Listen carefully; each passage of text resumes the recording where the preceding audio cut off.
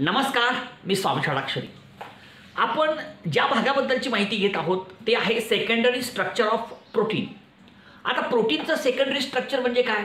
आता बघा, आपण पहिल्यांदा प्रायमरी स्ट्रक्चर घेतलं. आता प्रायमरी स्ट्रक्चरमध्ये काय सांगतो आपण? प्रायमरी स्ट्रक्चर आपल्याला काय सांगतं? बाबांनो, एखाद्या प्रोटीनमध्ये एखाद्या पॉलीपेप्टाइड चेनमध्ये असलेल्या अमायनो ॲसिडचा सिक्वेन्स, त्याच्याबद्दलची माहिती सांगणारं स्ट्रक्चर म्हणजे प्रायमरी स्ट्रक्चर. एक एक वाक्य नीट लक्षात घ्या. तुम्हाला माहीत असलं पाहिजे प्रायमरी स्ट्रक्चर म्हणजे कसलं, नेमकं काय. अरे बाबा, तुझ्या त्या प्रोटीनमध्ये, प्रोटीन म्हणजे पॉलीपेप्टाइड चेन, मग या पॉलीपेप्टाइड चेनमध्ये असलेल्या अल्फा अमायनो ॲसिडचा सिक्वेन्स कसा आहे?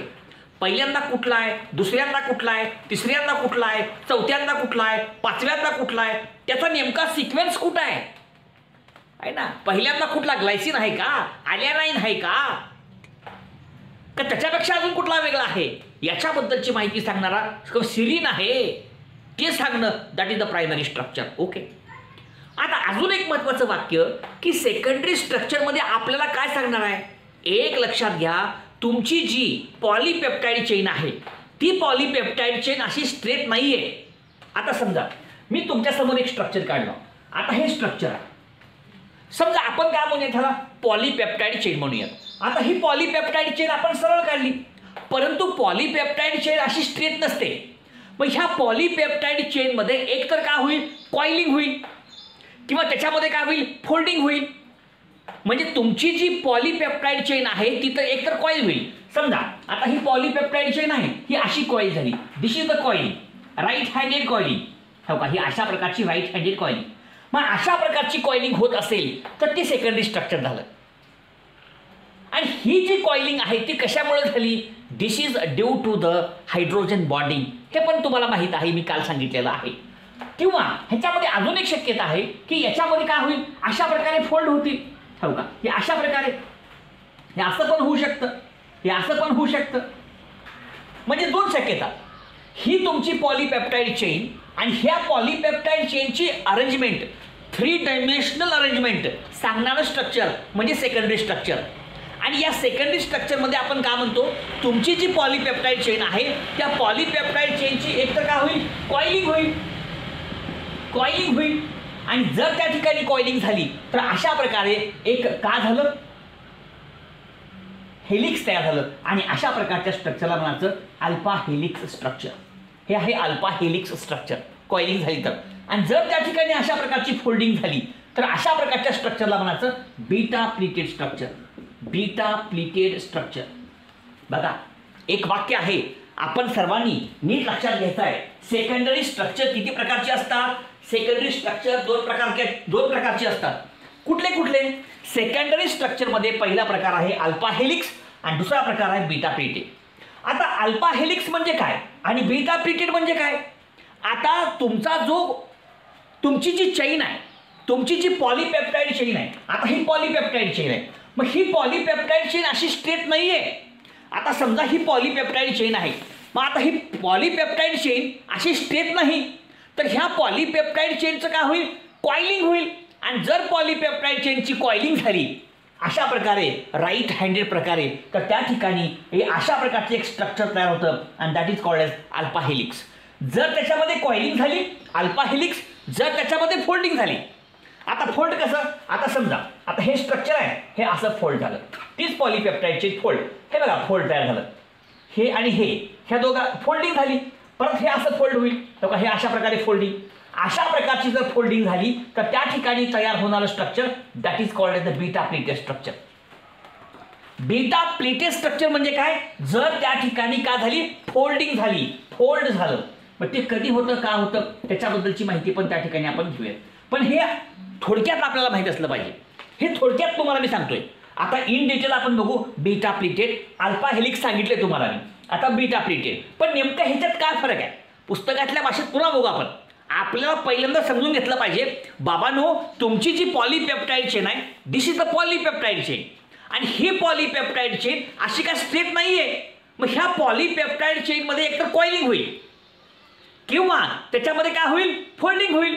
जर तुमच्या पॉलीपेप्टाइड चेनमध्ये कॉइलिंग झाली तर that structure is called as alpha helix. आणि जर त्याच्यामध्ये फोल्डिंग झाली that is called as beta pleated structure. हे या ठिकाणी आपण लक्षात घ्यायचं आहे. बस ह्याच्यापेक्षा वेगळं काही सांगायची आवश्यकता नाही. आता बीटा प्लीटेड स्ट्रक्चर नेमकं कसं असतं त्याच्याबद्दलची सविस्तर माहिती या ठिकाणी आपण घेऊयात. अल्फा हेलिक्स तुम्हाला सांगितलं काय, आणि लक्षात घ्या तुम्ही सेकंडरी स्ट्रक्चर जे आहे, सेकंडरी स्ट्रक्चर तयार होण्यासाठी कोण कारणीभूत आहे तर हायड्रोजन बॉन्डिंग. हायड्रोजन बॉन्डिंगमुळं सेकंडरी स्ट्रक्चर तयार होतं. आणि ही हायड्रोजन बॉन्डिंग कशी होते काल सांगितलं. C+O मधला ऑक्सिजन आणि NH मधला हायड्रोजन ह्या दोघांच्या मध्ये हायड्रोजन बॉन्डिंग होते आणि त्याच्यामुळे त्याच्यामध्ये कॉइलिंग होते, त्याच्यामुळं त्याच्यामध्ये फोल्डिंग होते. आणि अशा प्रकारे अल्फा हेलिक्स आणि बीटा प्लीटेड या दोन्ही प्रकारचं स्ट्रक्चर तयार होतं. सेकंडरी स्ट्रक्चर किती प्रकारचे, 2 प्रकारचे. Number 1 alpha helix, number 1 alpha helix, number 1 alpha helix आणि number 2 beta pleated. Beta pleated, beta pleated हे दोन्ही शब्द नीट आपल्या लक्षात ठेवायचं आहे. बाबा सेकंडरी स्ट्रक्चर 2 प्रकारचे असतात. त्याच्यामधलं पहिलं स्ट्रक्चर अल्फा हेलिक्स.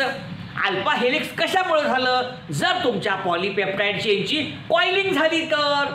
दुसऱ्या प्रकारचं स्ट्रक्चर कोणतं, beta pleated. Beta pleated structure कधी तयार होतं, जर तुमच्या पॉलीपेप्टाइड चेनमध्ये काय झालं, फोल्डिंग. ह्याच्यापेक्षा वेगळं तुम्हाला काय सांगणार. मग आता नेमकं बीटा प्लीटेड कसं आहे आपल्या पुस्तकामध्ये आपण बघू शकतो. मग पॉलीपेप्टाइड चेन एक असेल किंवा असंख्य बी असू शकतात. नेमकं कसं असतं बीटा प्लीटेड स्ट्रक्चर, त्याची आपण सविस्तर माहिती या ठिकाणी बघणार आहोत. तर ती माहिती या ठिकाणी आपण बघूया. ओके, पहा. Alpha helix, beta pleated, alpha helix, beta pleated, alpha helix, alpha helix, beta pleated, alpha helix, beta pleated, alpha helix, beta pleated. बघा ऐका, आता बघा आपण काय करूयात, आता पुस्तकात ज्या भाषेत सांगितले ते सांगतो. या ठिकाणी आज आपल्याला बघायचं आहे बीटा प्लीटेड स्ट्रक्चर कसं तयार होतं. How the beta pleated secondary structure आहे. सेकंडरी स्ट्रक्चर बद्दलची आपण माहिती घेतो, त्याच्यापेक्षा वेगळं काय सांगत नाही. ओके, समजा तुम्ही असं घ्या किंवा उभं घ्या, कसं बी घ्या का फरक पडत नाही. ओके, चला समजा ही पॉलीपेप्टाइड चेन आहे एक, हा ना, ही दुसरी पॉलीपेप्टाइड चेन आहे समजा. आणि आपण मध्ये C+O NH तसलं मी काय काढत नाही, फक्त रेष मारतो मी कळण्यासाठी. कळलं का, ते डिटेल स्ट्रक्चर पुस्तकात आहे बघा, पुस्तक काढून आकृती वगैरे. चला ही तिसरी पॉलीपेप्टाइड चेन, अशा असंख्य असते. म्हणजे कसं असेल, जेव्हा ह्या पॉलीपेप्टाइड चेन आणि ह्या पॉलीपेप्टाइड चेन कशा असतील, साईड बाय साईड असतील. नीट ऐका बरं का मी काय सांगतोय, नीट ऐका मी काय सांगतोय. जर आता हे स्ट्रक्चर कुठल्या प्रकारचं आहे, हे स्ट्रक्चर कुठल्या प्रकारचं आहे, आपण ज्या स्ट्रक्चर बद्दलची माहिती बघतोय त्या स्ट्रक्चरचं नाव आहे बीटा प्लीटेड. आणि बीटा प्लीटेड प्रकारचं स्ट्रक्चर कधी तयार होतं, जर तुमची पॉलीपेप्टाइड चेन कशी असते, साईड बाय साईड असते. साईड बाय साईड म्हणजे एकमेकाच्या बाजूला असते, झालं, तेव्हा हे अशा प्रकारचं स्ट्रक्चर होतं. म्हणजे आपल्याला असं म्हणता येईल beta pleated structure is formed when the polypeptide chains are present side by side, एकमेकाच्या बाजूला असते. ही मग ही नंतर ही, मग ही नंतर ही, अशा प्रकारची जर पॉलीपेप्टाइड चेन असेल तर त्या ठिकाणी तयार होणारं structure that is called as beta pleated structure. मग ते दिसतं मग अशा प्रकारचं स्ट्रक्चर, सांगायची गरज नाही. किंवा असं देऊ शकते ना, समजा एकच पॉलीपेप्टाइड चेन आहे तर त्याची फोल्ड होते, हे अशी फोल्ड होते बघा, हे असं एकच चेन असेल तर. किंवा एकापेक्षा जास्त पॉलीपेप्टाइड चेन असतील तर ते साईड बाय साईड असतील. साईड बाय साईड हा हे वाक्य पुस्तकातलं आहे. किंवा एकच पॉलीपेप्टाइड चेन असेल तर अशी फोल्डिंग होईल, हे पण बरोबर आहे, हे पण बरोबर आहे. समजतंय का बघा, प्रत्येक वाक्य नीट लक्षात घ्या. बाबांनो, आपण ज्या भागाबद्दलची माहिती घेतोय त्या भागाचं नाव आहे बीटा प्लीटेड स्ट्रक्चर. बघा एक पुस्तकातलं वाक्य आहे, when to or more polypeptide chains line up, पुस्तकातलं वाक्य आहे, line up side by side, then this beta pleated structure is formed. Beta pleated structure is formed. चला हे कोण आहे, लिहितो ते मी, पॉलीपेप्टाइड चेन आहे. पॉलीपेप्टाइड चेन, पॉलीपेप्टाइड चेन झालं. आता ही सगळी पॉलीपेप्टाइड चेन, जेव्हा 2 किंवा 2 पेक्षा जास्त पॉलीपेप्टाइड चेन एकमेकाच्या बाजूला असतील, कळलं का? इथे लिहिलं आपण line up side by side. पुस्तकातला शब्दप्रयोग मी वापरला मुद्दाम कळावं, तुम्हाला पुन्हा गोळ होऊ दे. Line up side by side म्हणजे एकमेकाच्या बाजूला आहे. म्हणजे एकापेक्षा जास्त पॉलीपेप्टाइड चेन असतील तर ते एकमेकाच्या साईडला असतील, एकमेकाच्या बाजूला असतील. आणि एकच पॉलीपेप्टाइड चेन असेल तरी सुद्धा त्या ठिकाणी अशा प्रकारचं स्ट्रक्चर तयार होऊ शकतं आणि त्या ठिकाणी अशा प्रकारची फोल्डिंग होत असते. हे पहिल्यांदा आपण लक्षात घ्यायचं आहे. आणि म्हणून when 2 or more polypeptide chains, ज्याला आपण स्ट्रँड म्हणतो, पॉलीपेप्टाइड चेन ज्याला आपण स्ट्रँड म्हणतो, line up side by side, then the beta pleated structure is formed. पुस्तकातलं वाक्य आहे ते वाचून दाखवलं तुम्हाला मी. When 2 or more polypeptide chains called as strand line up side by side, then such a type of beta pleated structure is formed. Beta pleated structure हे कधी तयार होतं? जर 2 किंवा 2 पेक्षा जास्त polypeptide chain line up side by side, line up side by side, line up side by side एकमेकाच्या बाजूला असलं पाहिजे, तेव्हा त्या ठिकाणी अशा प्रकारचं स्ट्रक्चर तयार होतं. ओके. आणि एकच असेल तर सांगितलं मी, समजा एकच चेन आहे, कसं होईल मग? हो का, ही असे असेल, ही अशी फोल्ड होईल, आहे का? हे अशा प्रकारे फोल्ड, पुन्हा हे अशा प्रकारे फोल्ड झालं, हे अशा प्रकारची फोल्डिंग होईल. आणि अशा प्रकारची फोल्डिंग जर झाली तर ते सुद्धा स्ट्रक्चर कशा प्रकारचं आहे? That structure is also called as beta pleated structure. आणि जे तुमच्यासमोर मी या ठिकाणी सांगितलेलं आहे. तुम्ही म्हणसाल गुरुजी ही एक पॉलीपेप्टाइड चेन आहे, ही एक पॉलीपेप्टाइड चेन आहे, ही एक पॉलीपेप्टाइड चेन आहे. मग ह्या पॉलीपेप्टाइड चेनला कोण एकत्र बांधून ठेवतंय? लक्षात ठेवा, ह्या पॉलीपेप्टाइड चेनला एकत्र बांधून ठेवण्याचं काम कोण करतं? That is nothing but hydrogen bonding. लिहू इथं हायड्रोजन बॉन्डिंग.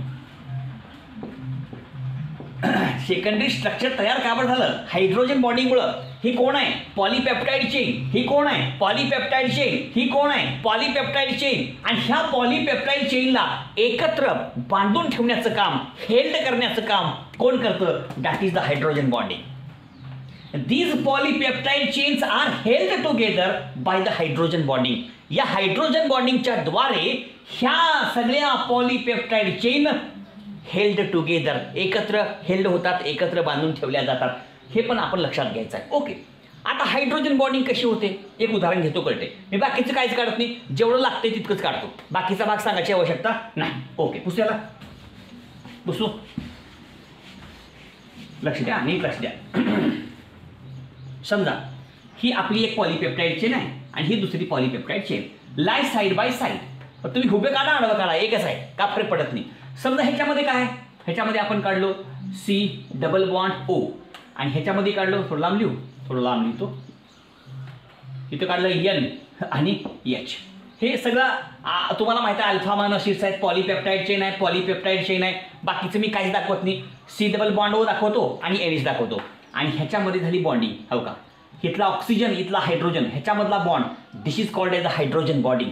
ये देख रहे हैं ना आप, इसे कहते हैं हाइड्रोजन बॉन्डिंग, जो हाइड्रोजन और ऑक्सीजन के बीच में यहाँ पे हो गई है.